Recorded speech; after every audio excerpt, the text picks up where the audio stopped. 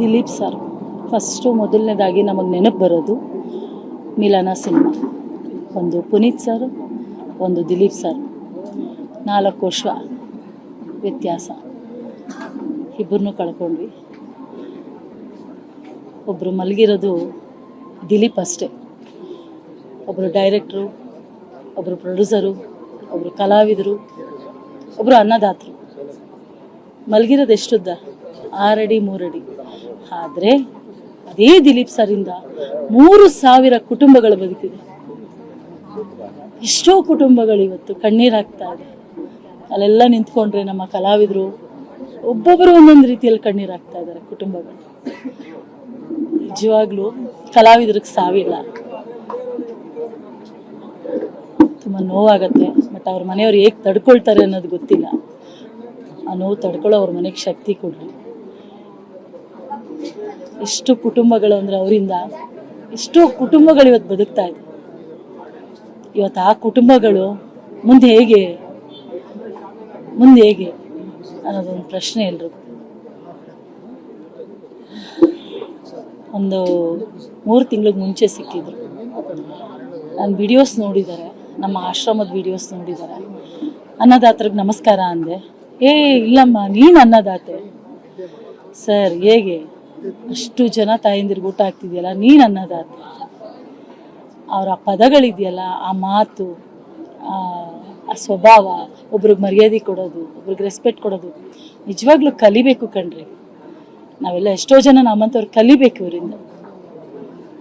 ನೋಡಿ, ತುಂಬ ನೋವಾಯ್ತು. ಫಸ್ಟ್ ನೆನಪಾಗಿದ್ದೆ ಮಿಲನ. ಎಷ್ಟೋ ಜನ ಕುಟುಂಬ ಇವತ್ತು ಜೀ ಕನ್ನಡ, ಎಷ್ಟೋ ಕಲಾವಿದರು ಕುಟುಂಬ ಇವತ್ತು ಮನೆಯಲ್ಲಿ ಒಬ್ಬರನ್ನ ಕಳ್ಕೊಂಡು ಅಷ್ಟು ನೋವು ತಿಂತಾ ಇದೆ. ಅವ್ರ ಕುಟುಂಬಕ್ಕೆ ಒಳ್ಳೆಯದಾಗಲಿ, ಅವ್ರ ಕುಟುಂಬಕ್ಕೆ ತಡ್ಕೊಳ್ಳೋ ಶಕ್ತಿ ಕೊಡಲಿ ಅಂತ ಕೇಳ್ಕೊತೀನಿ. ನಮಸ್ಕಾರ. ದಿಲೀಪ್ ಸರ್ ಫಸ್ಟು ಮೊದಲನೇದಾಗಿ ನಮಗೆ ನೆನಪು ಬರೋದು ಮಿಲನ ಸಿನಿಮಾ. ಒಂದು ಪುನೀತ್ ಸರ್, ಒಂದು ದಿಲೀಪ್ ಸರ್, 4 ವರ್ಷ ವ್ಯತ್ಯಾಸ. ಇಬ್ಬರನ್ನೂ ಕಳ್ಕೊಂಡ್ವಿ. ಒಬ್ಬರು ಮಲಗಿರೋದು ದಿಲೀಪ್ ಅಷ್ಟೇ. ಒಬ್ಬರು ಡೈರೆಕ್ಟ್ರು, ಒಬ್ಬರು ಪ್ರೊಡ್ಯೂಸರು, ಒಬ್ಬರು ಕಲಾವಿದರು, ಒಬ್ಬರು ಅನ್ನದಾತರು. ಮಲಗಿರೋದು ಎಷ್ಟುದ್ದ? 6 ಅಡಿ 3 ಅಡಿ. ಆದರೆ ಅದೇ ದಿಲೀಪ್ ಸರಿಂದ 3000 ಕುಟುಂಬಗಳು ಬದುಕಿದೆ. ಎಷ್ಟೋ ಕುಟುಂಬಗಳು ಇವತ್ತು ಕಣ್ಣೀರು ಹಾಕ್ತಾ ಇದೆ. ಅಲ್ಲೆಲ್ಲ ನಿಂತ್ಕೊಂಡ್ರೆ ನಮ್ಮ ಕಲಾವಿದರು ಒಬ್ಬೊಬ್ಬರು ಒಂದೊಂದು ರೀತಿಯಲ್ಲಿ ಕಣ್ಣೀರು ಹಾಕ್ತಾ ಇದ್ದಾರೆ. ಕುಟುಂಬಗಳು ನಿಜವಾಗ್ಲೂ ಕಲಾವಿದರಿಗೆ ಸಾವಿಲ್ಲ. ತುಂಬ ನೋವಾಗತ್ತೆ. ಬಟ್ ಅವ್ರ ಮನೆಯವ್ರು ಹೇಗೆ ತಡ್ಕೊಳ್ತಾರೆ ಅನ್ನೋದು ಗೊತ್ತಿಲ್ಲ. ಆ ನೋವು ತಡ್ಕೊಳ್ಳೋ ಅವ್ರ ಮನೆಗೆ ಶಕ್ತಿ ಕೊಡ್ರಿ. ಎಷ್ಟು ಕುಟುಂಬಗಳು ಅಂದರೆ ಅವರಿಂದ ಎಷ್ಟೋ ಕುಟುಂಬಗಳು ಇವತ್ತು ಬದುಕ್ತಾ ಇದೆ.